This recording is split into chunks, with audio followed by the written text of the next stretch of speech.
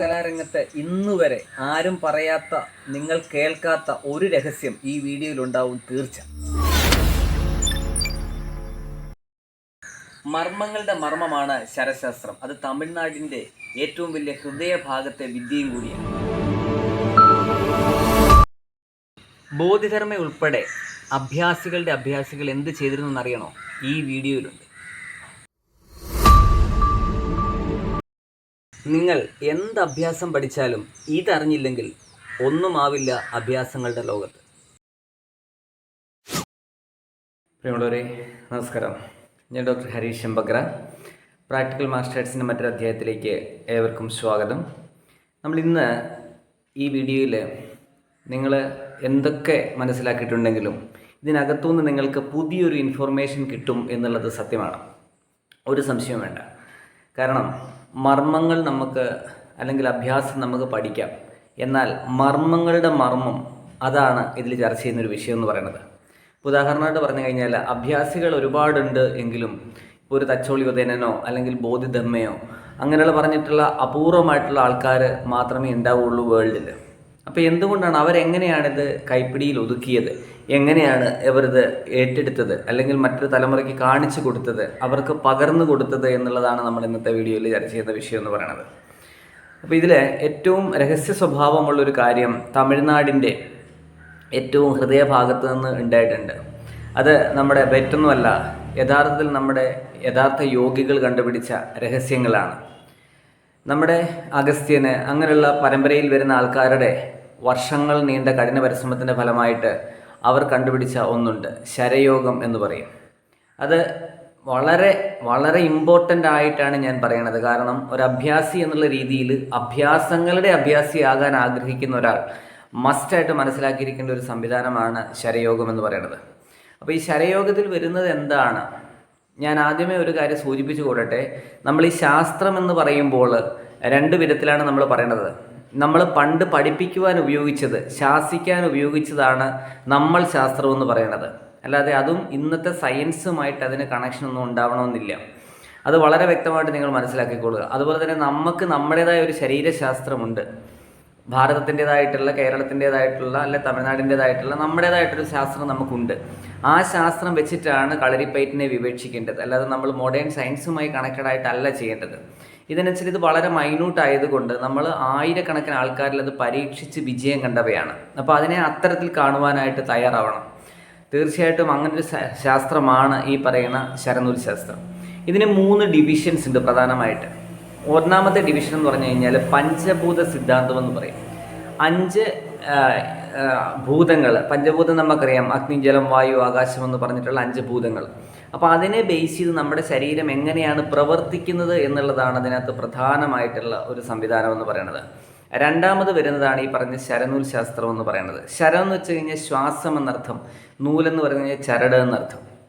നമ്മൾ ഒരു ദിവസത്തിൽ എത്ര ശ്വാസം എടുക്കുന്നുണ്ടെന്നും അത് എത്ര വരെ ആയിരിക്കും നമ്മുടെ ലങ്സിൻ്റെ കപ്പാസിറ്റി എന്നും എങ്ങനെയാണ് നമ്മൾ മരണത്തിലേക്ക് നയിക്കുക എന്നുള്ളതും, ഒരാൾ അടുത്ത് വന്ന് നിൽക്കുമ്പോൾ ആ ആളുടെ ശ്വാസഗതിയും അയാളുടെ തോട്ടുകളും നമ്മളെ എങ്ങനെ ബാധിക്കുന്നു എന്നൊക്കെ വിശദമായിട്ട് പഠിപ്പിക്കുന്ന ഒരു സയൻസാണ് ഈ പറയുന്ന ശരനൂൽ ശാസ്ത്രം. വളരെ ഡീപ്പായിട്ടുള്ള സയൻസാണ്.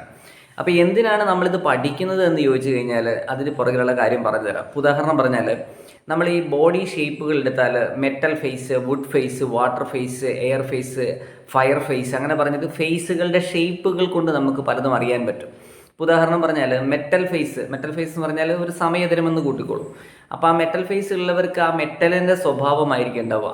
വുഡൻ ഫേസ് ഉള്ളവർക്ക് വുഡിൻ്റെ സ്വഭാവം, വളർച്ചയുടെയൊക്കെ നിൽക്കുന്നത് വുഡിൻ്റെ സ്വഭാവമായിരിക്കും. അപ്പോൾ നമ്മുടെ ഒരു എതിരാളി വന്ന ഒറ്റ നോട്ടത്തിൽ ഇയാൾ ഏത് ഫേസ് ഉള്ളവനാണ് എന്ന് നമുക്ക് തിരിച്ചറിയാൻ പറ്റും. അപ്പോൾ ആ ഫേസ് അനുസരിച്ചിട്ട് നമുക്ക് അയാളുടെ രീതികളെ നിർണ്ണയിക്കാൻ പെട്ടെന്ന് പറ്റും. ഇപ്പം അതാണല്ലോ അഭ്യാസത്തിൻ്റെ വിജയം എന്ന് പറയുന്നത്. ഓപ്പോസിറ്റ് നിൽക്കുന്ന ആളെ മനസ്സിലാക്കലാണ് അഭ്യാസത്തിൻ്റെ കാതൽ. അയാൾ എന്ത് ചെയ്യാനൊരു സാധ്യതയുണ്ട് എന്ന് നമുക്ക് മുന്നേ കൂട്ടി അറിഞ്ഞാൽ നമുക്ക് ജോലി എളുപ്പമായി. അപ്പോൾ അത് നമുക്ക് ആ ഒരു ഫേസിൻ്റെ ആ രീതികൾ കൊണ്ട് മനസ്സിലാക്കാൻ പറ്റും. ഇപ്പം നിങ്ങൾ മഹാഭാരതത്തിൽ കേട്ടുള്ള ഒരു കഥയുണ്ട്. അതായത് അർജുനനോട് ചോദിക്കുന്നുണ്ട്, നീ എന്താണ് ആ മരത്തിൽ കാണുന്നത് എന്നുള്ളത്. ബാക്കി എല്ലാവരും മരവും കിളികളെയും ചുറ്റും കൂടി നിന്നവരെ കണ്ടപ്പോൾ സമയത്ത് അർജുനൻ പറഞ്ഞു, എനിക്ക് എൻ്റെ കണ്ണുകൾ മാത്രം, ഒരു കണ്ണ് മാത്രമേ എനിക്ക് കാണാൻ കഴിയുന്നുള്ളൂ, മറ്റൊന്നും എനിക്ക് കാണാൻ കഴിയുന്നില്ല. അതായിരിക്കണം ഒരു അഭ്യാസി. അതെത്ര ഭംഗിയായിട്ട് പറഞ്ഞു വെച്ച് നോക്കിയേ. വളരെ കൃത്യമായിട്ട് വളരെ ചെറിയ കഥയിലൂടെ. അപ്പം മഹാഭാരതം എന്ന് പറയുന്നത് ഒരു മഹാകാവ്യമായിട്ട് നമ്മൾ പറയുന്നു. ഇന്ത്യക്കാരല്ലേ ഭാരതത്തിലുള്ളവർ വിശ്വസിക്കുന്നെങ്കിൽ അതിന് 3-4 തലങ്ങളുണ്ട്. ഒന്ന്, അതൊരു ജീവിത കഥയാണ്. ഒരു രാജാവിൻ്റെയും ആ പ്രജകളുടെയും വലിയൊരു കഥയാണത്. അപ്പോൾ നമുക്കൊക്കെ സംഭവിക്കാവുന്ന നമ്മുടെ നിത്യജീവിതത്തിൽ പറയാവുന്ന കാര്യവുമായി ബന്ധപ്പെടുത്തി മഹാഭാരതത്തെ കാണാൻ പറ്റും. അതിനപ്പുറത്തേക്ക് ലോകഖണ്ഡത്തിൽ വെച്ച് ഏറ്റവും വലിയ ഫിലോസഫിക്കലായിട്ടുള്ളൊരു സംവിധാനം അതിനകത്ത് നമുക്ക് കാണാൻ പറ്റും. ഇനി ആയോധനപരമായി ചിന്തിച്ചാൽ, നമ്മുടെ വിഷയം അതാണല്ലോ. അപ്പോൾ ആയോധനപരമായി ചിന്തിക്കുന്ന സമയത്ത് ആയോധനപരമായി ചിന്തിക്കാനുള്ളത് പലതും അതിനകത്തുണ്ട്. ഇങ്ങനെയുള്ള കഥകൾ ഇപ്പം നമ്മളൊരു സിനിമയിൽ ഒരു വില്ലനെയോ നായകനെയോ ഒക്കെ തന്നെ നമ്മൾ പ്രതിഷ്ഠിക്കുന്ന സമയത്ത് അയാളെ കാണിക്കുന്ന ഒരു രീതിയുണ്ട്. അയാളൊരു കാറിൻ്റെ ഡോറ് തുറക്കുന്നു, ആദ്യം കാൽപാദങ്ങൾ, പിന്നെ മുകളിലേക്ക്, അങ്ങനെയൊക്കെയാണ് എന്ന് പറഞ്ഞ പോലെ തന്നെ ഇതിനൊക്കെ ഒരുപാട് വർഷം മുന്നേ രചിച്ച് ഇതിൽ വളരെ വ്യക്തമായിട്ട് കാണിക്കുന്നുണ്ട്. കുട്ടികൾ പന്ത് കളിച്ചുകൊണ്ടിരിക്കുന്ന സമയത്ത് ഓലപ്പന്ത് കിണറ്റിൽ പോവുകയും കുശപ്പുല്ല് എറിഞ്ഞുകൊണ്ട് അതിനെ പൊക്കിയെടുത്തിട്ട് ഒരാചാര്യനെ അവതരിപ്പിക്കുന്ന മെത്തേഡൊക്കെ അവിടെ ഭംഗിയായിട്ട് ഉപയോഗിച്ചിട്ടുണ്ട്. ഇനിയും കാലാൾപ്പട, ചതുരംഗപ്പട എന്നൊക്കെ പറഞ്ഞിട്ട് പടകളെ നിയന്ത്രിക്കുന്ന വിധങ്ങൾ, അതിനെ എങ്ങനെ വിന്യസിക്കാം, അതിനകത്തെ തന്ത്രങ്ങൾ തുടങ്ങിയ ആയിരക്കണക്കിന് വിദ്യകൾ ഈ പറയുന്നതിനകത്ത് അടുക്കി ചേർത്ത് വെച്ചിട്ടുണ്ട്. അപ്പം മഹാഭാരതം ഒരു കാവ്യം എന്നുള്ള അവസ്ഥയിലേക്ക് ഉപരിയായിട്ട് ഇങ്ങനെ നമുക്ക് ചിന്തിക്കാനേ പറ്റും. ഇനി പഞ്ചപാണ്ഡവർ 5 ഇന്ദ്രിയങ്ങളാണെന്നും അതിനെ ബേസ് ചെയ്താണ് നമ്മൾ ചിന്തിക്കുന്നത്, അതിന് വേറൊരു മുഖമായി. അപ്പോൾ എത്ര തലത്തിൽ എത്ര ഡയമെൻഷനിലാണത് ചെയ്തു വെച്ചിരിക്കുന്നത് നിങ്ങൾ ആലോചിച്ച് നോക്കിയേ. അത്രയും പാരമ്പര്യമുണ്ട് ഭാരതത്തിന്. അപ്പോൾ അതിൻ്റെ അകത്ത് വരുന്ന ഒരു ആർട്ടാണ് നമ്മൾ ഈ പറയുന്ന മർമ്മശാസ്ത്രം. അതിൻ്റെ ഹയറാണ് ഞാൻ ഈ പറയുന്ന ശരനൂൽ ശാസ്ത്രം എന്ന് പറയുന്നത്. പിന്നുള്ളതിനകത്ത് വരുന്നത് പഞ്ചപക്ഷി ശാസ്ത്രമാണ്. ഒരുപാട് രഹസ്യങ്ങൾ അടങ്ങിയ ഒന്നാണ് പഞ്ചപക്ഷി ശാസ്ത്രം. അതൊന്നും നമുക്ക് വിശദീകരിച്ച് തീർക്കാൻ പറ്റുന്നില്ല. നല്ല ഗുരുക്കന്മാരുടെ കീഴിൽ നമ്മൾ വ്യക്തമായി പഠിച്ചിറങ്ങേണ്ട ഒരു കാര്യമാണ് ശരനൂൽ എന്ന് പറയുന്നത്. അപ്പോൾ ഇതിന് 3 ഡിവിഷൻസ് ഉണ്ട്. ഈ 3 ഡിവിഷൻ നിങ്ങൾക്ക് വ്യക്തമായി മനസ്സിലാക്കിയാൽ കുറച്ചേറെ ഉപകാരങ്ങൾ നിങ്ങൾക്ക് കിട്ടും. അപ്പോൾ ഫേസുകളെ കുറിച്ച് നമ്മൾ പറഞ്ഞു കഴിഞ്ഞു. ഈ ശരത്തിൽ എന്ന് പറയുമ്പോൾ ഒരാൾ ഓപ്പോസിറ്റ് നിന്ന് നിൽക്കുന്ന സമയത്ത് വളരെ ചെറിയ തോതിലാണെങ്കിൽ പോലും അതിൻ്റെ വൈബ്രേഷൻ നമ്മളിലേക്ക് അലയടിക്കുന്നുണ്ട്. ഇപ്പോൾ ഉദാഹരണം പറഞ്ഞാൽ, നിങ്ങളൊരു ക്ഷേത്രത്തിലോ പള്ളിയിലോ മസ്ജിദിലോ പോയി നിൽക്കുന്ന ഒരു മൂഡായിരിക്കില്ല ഒരു ഹോസ്പിറ്റലിൽ പോയി നിൽക്കുമ്പോൾ. ഒരു മരണസ്ഥലത്ത് പോയി നിൽക്കുമ്പോൾ നിങ്ങളുടെ മൂഡ് വേറെ ആയിരിക്കും. കാരണം അവിടുത്തെ അന്തരീക്ഷം എന്താണ്. ഇപ്പോൾ നമുക്കൊരു യുദ്ധകാഹളം മുടങ്ങുമ്പോൾ ഇപ്പോൾ ഒരു വ്യക്തി വിചാരിക്കുക, ദൈവമേ ഞാൻ എന്നേക്കുമായി ഇല്ലാതായി പോവാണോ, മരിക്കാൻ പോവുകയാണോ എന്നൊരു ചിന്ത ഉണ്ടായിക്കഴിഞ്ഞാൽ അയാൾക്ക് യുദ്ധം ചെയ്യാൻ കഴിയില്ല. അതേസമയത്ത് പെരുമ്പറ മുഴക്കുന്നു, യുദ്ധത്തിന് റെഡിയാവൂ എന്നുള്ളൊരു ഇത് വരുന്നു, നമ്മൾ ഇറങ്ങി പുറപ്പെടുന്ന സമയത്ത് മറ്റൊരു ചിന്തയും നമുക്കുണ്ടാവില്ല. ഒരു മിലിറ്ററിക്കാരനെ പോലെ തന്നെ നമ്മൾ എന്ത് ചെയ്യുന്നു, ഇറങ്ങി യുദ്ധം ചെയ്യാണ്. അപ്പോൾ അവിടെ മനസ്സ് ഓഫ് ആവണം, മറ്റെന്തോ ഒരു കാര്യം അവിടെ ഓൺ ആവുന്നുണ്ട്, അങ്ങനെ നമുക്ക് പറയാൻ പറ്റും. അപ്പോൾ അത്തരത്തിലുള്ള കുറച്ചേറെ കാര്യങ്ങൾ ഇതിനകത്ത്, അതുപോലെ തന്നെ ഈ ദിക്കുകളും പക്കങ്ങളും ഒക്കെ അതിനകത്ത് പറയുന്നുണ്ട്. ഇപ്പോൾ ഭീഷ്മാചാര്യർ തന്നെ എനിക്ക് വേണ്ടത്ര ഒരു കിടക്ക ഉണ്ടാക്കി തരുമെന്ന് പറഞ്ഞ സമയത്ത് നമ്മുടെ ഇവിടെയാണ് നമ്മൾ എന്ത് ഒരു കട്ടിൽ കൊണ്ടിടും. അവിടെ അർജുനൻ എന്താ ചെയ്തത്, യുദ്ധവീരനായി നിൽക്കുന്ന അർജുനൻ അമ്പുകൾ കൊണ്ടൊരു ശരശൈ ഉണ്ടാക്കി എന്നാണ് പറയുന്നത് അല്ലേ. അപ്പോൾ ആ ശരശൈ എന്താണ് പറയുന്നത്, വീരന് യോജിക്കുന്ന ഒരു ശൈയാണ് ഒരുക്കിയത്. വെള്ളം വേണമെന്ന് പറഞ്ഞ ഉടനെ നമ്മൾ പൈപ്പുമായിട്ട് വന്നില്ല ഇവിടെ, അല്ലെങ്കിൽ കുടവുമായിട്ട് വന്നില്ല. അതേ മറ്റൊരസ്ത്രം കൊണ്ടിട്ട് ഭൂമി തുളച്ചിട്ട് അവിടുന്ന് കൃത്യമായിട്ട് അദ്ദേഹത്തിൻ്റെ ചുണ്ടുകളിലേക്ക് എത്തത്തക്ക രീതിയിലാണത് ചെയ്തു വെച്ചിരിക്കുന്നത്. ആ കാവ്യത്തിൽ അദ്ദേഹം എഴുതി വെച്ചത് എന്താണ്, അതിനപ്പുറത്തേക്ക് നമ്മൾ ചിന്തിക്കേണ്ടത് എന്താണ്. അതുപോലെ അദ്ദേഹം ആ സമയത്ത് മരിക്കുന്നില്ല. കാരണം ആ സമയത്ത് മരിച്ചാലുണ്ടാകുന്ന കുഴപ്പങ്ങൾ മനസ്സിലാക്കിയിട്ട് അദ്ദേഹം ലക്ഷണങ്ങൾ നോക്കിയിട്ടാണ് മരിക്കുന്നത്. അപ്പോൾ ആ ലക്ഷണശാസ്ത്രവും ഒക്കെ തന്നെ അതിനകത്ത് വളരെ വ്യക്തമായിട്ടുണ്ട്. ആ കാലത്ത് ലോകം എവിടെ നിന്നിരുന്നു എന്ന് നിങ്ങൾ ചിന്തിക്കണം. മറ്റുള്ള എല്ലാ രാജ്യങ്ങളും എവിടെ നിന്നിരുന്നു, ആ സമയത്താണ് ഇതിൻ്റെ കാലഗണന നമുക്ക് പ്രാധാന്യമേറുന്നത്. ഇത്തരത്തിലുള്ള കുറച്ചേറെ വൈഡ് റേഞ്ചിലുള്ള കാര്യങ്ങൾ നമ്മൾ മനസ്സിലാക്കുമ്പോഴാണ് അഭ്യാസത്തിൻ്റെ മർമ്മങ്ങൾ നമുക്ക് പഠിക്കാനാവുക. അപ്പോൾ എങ്ങനെയാണ് ശരം, ഉദാഹരണമായിട്ട് പറഞ്ഞാൽ നമ്മുടെ ഇടതുവശം, ബ്രെയിൻ്റെ ഇടതുവശം ചിന്തകൾ കൊണ്ട് ഒരു കൂമ്പാരമാണ്, വലതുവശമാണ് പ്രവൃത്തി എന്ന് പറയുന്നത്. ബ്രെയിനിൻ്റെ വലതുവശമാണ് പ്രവൃത്തി.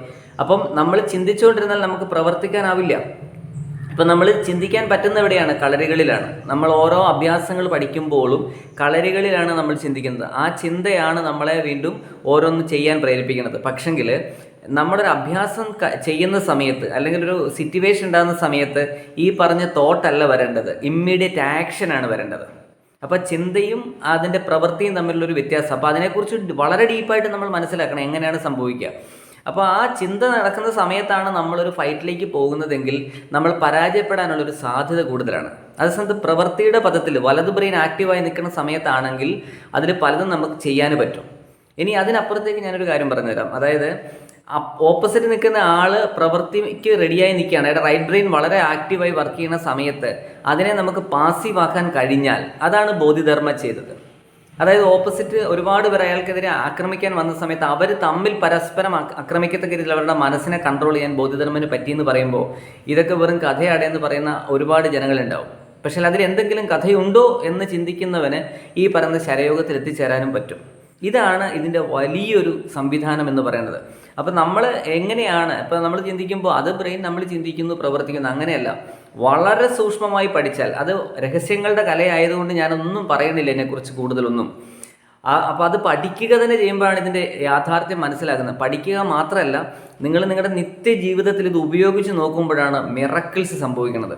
ഇപ്പോൾ ഒരു ആയോധനകല പഠിപ്പിക്കുന്ന ഒരാളെ സംബന്ധിച്ചിടത്തോളം അയാൾ വേണമെങ്കിൽ ശിഷ്യന് ചിലപ്പോൾ ഒരു മന്ത്രം പറഞ്ഞു കൊടുക്കും. വാളിൻ്റെ വെട്ടയേക്കാതിരിക്കാനുള്ള മന്ത്രങ്ങൾ വരെ പല ഗ്രന്ഥങ്ങളിൽ എഴുതി വെച്ചിട്ടുണ്ട്, ഗുരുക്കന്മാർ പറഞ്ഞു തന്നിട്ടുണ്ട്. എനിക്കതിലും വിശ്വാസം ശരമാണ്. കാര്യം എന്ന് വെച്ചാൽ അത്രമാത്രം പ്രാക്ടിക്കലാണ്, നമ്മളത് ചെയ്ത് ഉറപ്പിച്ചിട്ടുള്ളൊരു കാര്യമാണ് ശരം എന്ന് പറയുന്നത്. അപ്പോൾ അതുകൊണ്ട് നിങ്ങളിത് പഠിക്കുന്നവർ ഇങ്ങനൊരു വശം കൂടി ഇതിനുണ്ട് എന്ന് മനസ്സിലാക്കി വെക്കണം. ദിവസങ്ങൾക്ക് പ്രത്യേകം നമ്മൾ നോക്കുമ്പോൾ എന്താണ്, മനുഷ്യനുണ്ടാക്കി വെച്ചാണ് ദിവസങ്ങൾ, അല്ലേ? സൺഡേ, മൺഡേ, ട്യൂസ്ഡേ എന്നൊക്കെ പറഞ്ഞ് നമ്മൾ ഉണ്ടാക്കി വെച്ചതാണ്. പക്ഷെ അത് ഹിന്ദിയിലേക്കൊന്ന് മാറിയാൽ രവിവാർ, ശുക്രവാർ എന്നായി, അല്ലേ? അപ്പോൾ സൺഡേ എന്ന് പറയുമ്പം സൺ, സൂര്യനാണ്, സൂര്യൻ്റെ ദിവസമാണ്. അതിനെന്തെങ്കിലും ഒരു പ്രത്യേകത ഉള്ളത് കൊണ്ടായിരിക്കും അവർ അങ്ങനെ ഒരു പേര് കൊടുത്തത്. മൺഡേ എന്ന് പറഞ്ഞാൽ മണ്ണല്ല, മൂണാണ്, മൂൺ ഡേ ആണ്. അപ്പോൾ അത് ചന്ദ്രവാറെന്നും ഒക്കെ നമ്മൾ ഹിന്ദിയിൽ പറയും. അപ്പോൾ ഇതിൻ്റെ ഒരു വ്യത്യാസം, ആ ഉപയോഗിക്കുന്ന രീതികളുടെ വ്യത്യാസം മനസ്സിലാക്കി കഴിഞ്ഞാൽ ചില പ്രത്യേകതകൾ അതിനകത്ത് ഉണ്ട് എന്ന് നമുക്ക് മനസ്സിലാക്കാൻ പറ്റും. അപ്പോൾ ഒരു യുദ്ധം എന്ന് തുടങ്ങണമെന്നും ഒരു യുദ്ധം എന്ന് അവസാനിപ്പിക്കണമെന്നും അതെ അവിടെ എന്തായി തീരുമെന്നും രാവിലെ ഇറങ്ങി പോകുമ്പോൾ കാണുന്ന ലക്ഷണം കൊണ്ട് അന്ന് വൈകുന്നേരം വരെ എന്ത് സംഭവിക്കുമെന്ന് പറയുന്ന പലതും ഇതിനകത്ത് രഹസ്യമാക്കി അടുക്കി ചേർത്ത് വെച്ചിട്ടുണ്ട്. ഇതിനെയും കൂടെ കണക്ട് ചെയ്യുമ്പോഴാണ് അഭ്യാസം അതിൻ്റെ പൂർണ്ണതയിലെത്തുക എന്നാണ് ഞാൻ പറയുന്നത്. വ്യക്തമായിട്ട് നിങ്ങളത് പഠിച്ചു. അതുകൊണ്ട് പുതിയ ആൾക്കാർ പഠിച്ചിറങ്ങുന്നവർ ശ്രദ്ധിക്കേണ്ട പ്രധാനപ്പെട്ട കാര്യം, ഈ ചെറിയൊരു സംവിധാനമല്ല അഭ്യാസം. നിങ്ങൾ അങ്ങനെ കരുതരുതേ. ഒരു ബെൽറ്റിൻ്റെയും സർട്ടിഫിക്കറ്റിനകത്ത് ഒതുക്കരുത് അഭ്യാസം. കാരണം നമുക്ക് പലതും പഠിക്കുവാനുണ്ട്. ദ ആർട്ട് ഓഫ് വാർ എന്ന് പറഞ്ഞൊരു ബുക്കുണ്ട് സെൻസുവിൻ്റെ. അത് നിങ്ങൾ മനസ്സിലാക്കണം, വായിച്ചിരിക്കേണ്ട പുസ്തകമാണ്. ഭാരതത്തിൻ്റെ ഏറ്റവും വലിയൊരു പ്രത്യേകത എന്ന് പറഞ്ഞു കഴിഞ്ഞാൽ എല്ലാ സംസ്കാരങ്ങളെയും അത് ഉൾക്കൊള്ളുന്നു എന്നുള്ളതാണ്. അപ്പോൾ നമ്മൾ ലോകത്തുള്ള എല്ലാ രാജ്യങ്ങളുടെ സംസ്കാരങ്ങളെക്കുറിച്ച് പഠിക്കുകയും നമ്മുടെ സംസ്കാരത്തിൽ നമുക്ക് അഭിമാനമുള്ളതാക്കി തീരുകയും ചെയ്യുമ്പോൾ മാത്രമാണ് നമ്മുടെ ഈ കലകളൊക്കെ തന്നെ ലോകത്തിന് മുന്നിൽ ഏറ്റവും വലുതായി നിന്നിട്ടുള്ളത്. അന്നും നിന്നിട്ടുണ്ട്, ഇന്ന് നിൽക്കുകയും ചെയ്യും, നാളെ നിൽക്കപ്പെടുകയും ചെയ്യും. കാരണം നളന്ദയും തക്ഷശിലയും ഉണ്ടായിരുന്ന കാലഘട്ടത്തിൽ ലോകത്ത് മറ്റുള്ളിടത്ത് യൂണിവേഴ്സിറ്റികൾ പോലും ഉണ്ടായിരുന്നില്ല എന്നുള്ള കാര്യം മറക്കരുത്. അപ്പോൾ അത്തരത്തിലുള്ള ഒരു പാരമ്പര്യമുള്ള നമ്മൾ വളരെ ചെറിയ ഇടയിലേക്ക് ഒതുങ്ങിയിട്ട് 3-4 ദിവസത്തെ കോഴ്സും ബെൽറ്റ് സർട്ടിഫിക്കറ്റുമായിട്ട് നിങ്ങൾ നടക്കരുതെന്ന് മാത്രമാണ് എനിക്ക് പറയാനുള്ളത്. അതല്ല അഭ്യാസം, അതിനപ്പുറത്തേക്കുണ്ട്. ചരിത്രം പഠിക്കണം, ഫിലോസഫി പഠിക്കണം, ശാസ്ത്രം പഠിക്കണം. ഇങ്ങനെയുള്ളതെല്ലാം കൂടെ കൂടി ചേർന്ന് ഒരു ജീവിതം തന്നെ ഇതിന് ഒഴിഞ്ഞു വെക്കുമ്പോഴാണ് ഇത് എന്തെങ്കിലും ആണെന്ന് നമുക്ക് മനസ്സിലാക്കുക. അതുകൊണ്ട് നിങ്ങൾ ഒരിക്കലും ഇതിനകത്തൊന്നും ഒതുങ്ങരുത് എന്നുള്ളത് മാത്രമാണ് എനിക്ക് പറയാനുള്ളത്. അങ്ങനെയൊക്കെ ഉയർന്നു വരുന്നതൊക്കെ തന്നെ നശിച്ചോളും. അത് തീർച്ചയായിട്ടും നാശത്തിലേക്ക് തന്നെ പോവുകയുള്ളൂ. ബാക്കിയുള്ളത് മാത്രമേ നിലനിൽക്കൂ. സത്യത്തിന് എപ്പോഴും അതിനൊരു വിലയുണ്ടാവും. അപ്പോൾ അതുകൊണ്ട് നിങ്ങൾ തീർച്ചയായിട്ടും ഭാരതത്തിൻ്റെ ഈ പറയുന്ന ആർട്ടിൽ അഭിമാനം കൊള്ളുക. തീർച്ചയായും നമ്മൾ ഭാരതീയരാണെന്നുള്ളതിൽ അഭിമാനം കൊള്ളുക. ഒപ്പം ലോകത്തിലെ എല്ലാ സംസ്കാരങ്ങളെയും എല്ലാ രാജ്യങ്ങളുടെ എല്ലാ സംവിധാനങ്ങളെയും നമ്മൾ ബഹുമാനിക്കുകയും ചെയ്യുന്നു. അതിൽ നിന്ന് ഉൾക്കൊള്ളാവുന്നതെല്ലാം നമ്മൾ ഉൾക്കൊള്ളുകയും നമ്മളിതിനെ നമ്മൾ ഉയർത്തിപ്പിടിക്കുകയും ചെയ്യുന്ന ഒരു പുതിയ തലമുറ ഉണ്ടാവണം എന്നുള്ളതാണ് എൻ്റെ ആഗ്രഹം. അങ്ങനെ ഉണ്ടാവും എന്നുള്ളതിന് ഒരുപാട് ലക്ഷണങ്ങൾ കാണിച്ചു തുടങ്ങിയിട്ടുണ്ട്. അത് നമുക്ക് മുന്നിലേക്ക് പ്രതീക്ഷിക്കുക തന്നെ ചെയ്യാം. അതുകൊണ്ട് ആയോധനകലയുടെ പഠിത്തം, മനസ്സിലാക്കൽ, അറിവുകൾ ഒന്നും തന്നെ ഇവിടം കൊണ്ട് നിർത്തരുത് എന്ന അപേക്ഷയോട് നിർത്തുന്നു. വന്ദേ മാതരം.